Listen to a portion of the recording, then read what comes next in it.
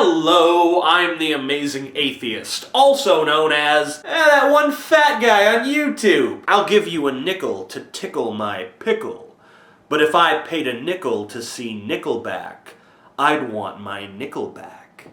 Worst joke ever! The band Nickelback, the little air quotations just don't belittle the idea that Nickelback is a band quite enough. It just doesn't properly convey my complete contempt at their utter lack of artistic integrity. Could we get some more extreme quotation marks around the word band, please? Those don't seem all that extreme. I know, throw beards on them. Beards make everything extreme. Yeah! Extreme quotation marks, boy! These ain't your daddy's quotation marks. The band Nickelback was recently surpassed in Facebook fans by a pickle.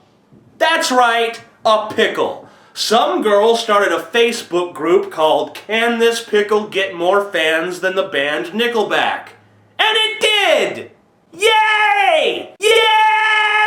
Yay! And you know, everyone's like, oh, what a funny joke. That, it's not a joke. If I'm gonna pay $50 to go see something in concert, would I rather see Nickelback or Pickleback? And they said, bring on the pickle. Chad Kroger and the rest of you abominations to rock and roll, would you please disband? Would you please break up and go away and let the pickle have its day? Please? I got a calculator. I'm gonna do some calculations. Let's see, 45, 10, minus 1, carry the 2. According to my calculations, Dick Cheney is an asshole. We all got a bit of good news today when we found out that Dick Cheney has had his 58th heart attack. Unfortunately, just like heart attacks 1 through 57, they failed to kill him. I'm responsible for the deaths of hundreds of thousands of people, but I'll never die myself. Unfortunately, it turns out that a heart attack just can't kill you if you don't have a heart. That was almost like a Jimmy Stewart moment. We need to bring Frank Capra back from the dead so he can make a movie about the inspiring story of my wonderful life. Well, you know what they say in Washington, you can't keep a bad dick down. Pat Robertson is wrong. Haiti didn't make a pact with the devil. Dick Cheney did. God needs to send an earthquake to strike Dick Cheney, and Dick Cheney exclusively. Everything else should remain stationary, but Dick Cheney should just start quaking. Who am I kidding, folks? Dick Cheney is probably gonna live forever. He'll probably attend my funeral.